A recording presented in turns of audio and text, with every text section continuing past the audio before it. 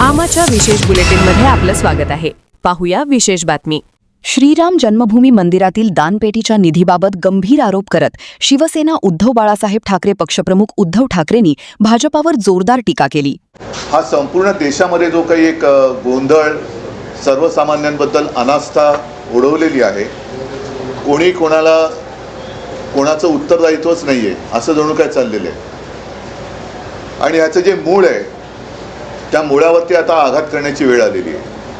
कारण संपूर्ण देश हा आज भारतीय जनता पक्षाच्या अंमलाखाली आहे आणि भारतीय जनता पक्षाच्या सत्तेचं मूळ जे आहे, ज्याच्यामध्ये आम्ही सुद्धा सहभागी होतो, ते म्हणजे राम मंदिर. राम मंदिरासाठी जे आंदोलन झालं होतं त्या आंदोलनामध्ये अनेक शिवसैनिक सुद्धा सहभागी होते. देशातील तमाम हिंदू हा सहभागी होता. तो काळ आजही आपल्यापैकी अनेकांना आठवत असेल. आपल्या माध्यमातून ती सारी दृश्य जनतेच्या मनामध्ये खोलवर रुजलेली आहेत. कारसेवकांवरती झालेले अत्याचार, मग झालेलं गोधराचं हत्याकांड, अहमदाबादमधली दंगल, अगदी मुंबईमध्ये सुद्धा जे काही घडलं होतं, बॉम्बस्फोट असतील, आणखीन काही गोष्टी असतील, त्याच्यामध्ये हिंदूंनी बरंच काही सोसलं होतं. आणि त्या सगळ्याचं मी असं म्हणेन भांडवल करून भारतीय जनता पक्ष, जो हे आंदोलन सुरू होण्याच्या आधी संपूर्ण देशामध्ये त्यांचे फक्त 2च खासदार होते आणि गांधीवादी समाजवाद हा त्याने अंगीकारलेला एक कार्यक्रम होता. तो कार्यक्रम सोडून ते हिंदुत्वाकडे वळले, राम मंदिराच्या मुद्द्याला हात घातला आणि आज देशामध्ये अगदी अमर्याद सत्ता भोगत आहेत. अशा या भारतीय जनता पक्षाच्या काळामध्ये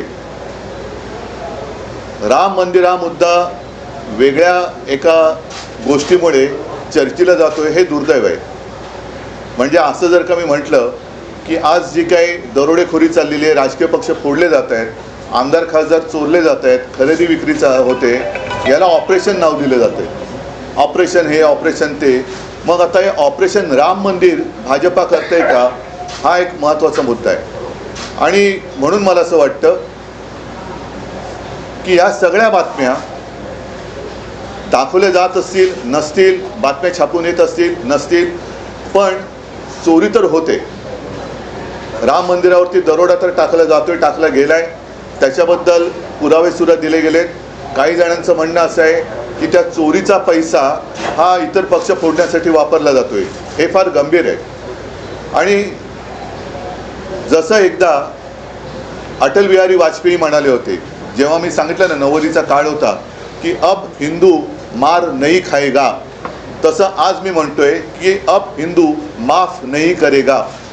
जे जे मंदिर लुटतायत, मग ते भाजपचे कोणी असतील किंवा आणखीन कोणी असतील, पण लेकिन अब हिंदू माफ नहीं करेगा उनको. जे जे मंदिर लुटतायत त्यांना हिंदू त्यांची जागा दाखवल्याशिवाय राहणार नाही. आणि त्याची सुरुवात आम्ही येत्या रविवारपासून करतो. येत्या रविवारी 5 तारखेला संध्याकाळी 4च्या सुमारास दादर इथे कोणे एकेकाळी जो एक कबूतरखाना होता, तिथे एक मारुतीचं मंदिर आहे.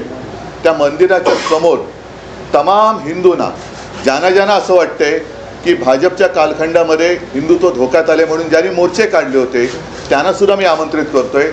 पक्ष वगैरे न बघता जे जे राम भक्त असतील, जे जे हिंदू आहेत, ज्यांना रामाच्या मंदिरात होत असलेली चोरी ही सहन होत नाही आहे, पण जाब विचारायचं वाटतोय, ते सगळेजण तिकडे 4च्या सुमारास जमतील. मी स्वतः तिकडे जाणार आहे. माझ्यासोबत शिवसेनेचे नेते असतील, लोकप्रतिनिधी असतील, आणि मी तर म्हणेन केवळ शिवसैनिकच नाही तर तमाम रामभक्त असतील. ज्यांनी हिंदुत्व सोडलेलं नाही, ज्यांनी बाळासाहेबांचे विचार सोडलेले नाहीत, ते सुद्धा हिंदू असतील तर ह्याच्यामध्ये येऊ शकतील. त्यांनी यावं आणि तिथे मग आम्ही रामरक्षा आंदोलन करतो.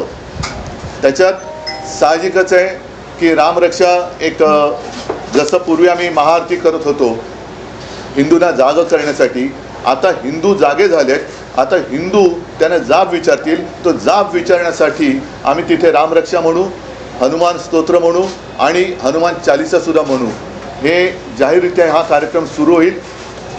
परवाची पर्वाचा कार्यक्रम ही सुरुवात आहे आणि त्याच्यानंतर प्रत्येक ठिकाणी राज्यभर जिल्हा पातळीवरची शहरामध्ये अगदी खेड्यापाड्यात सुद्धा जिथे जिथे राम मंदिर असेल, जिथे जिथे हनुमान मंदिर असेल, तिथे तिथे हे सर्व हिंदू, सर्व राम भक्त, मी तर म्हणेन आता वारीची सुरुवात होते, अगदी वारकरीसुद्धा या राम मंदिराच्या लुटीविरोधात ज्यांच्या मनात आग आहे, ज्यांच्या मनात राग आहे, ते सगळे एकत्र होऊन या भारतीय जनता पक्षाला ह्याचं उत्तरदायित्व स्वीकारायला लावल्याशिवाय राहणार नाही.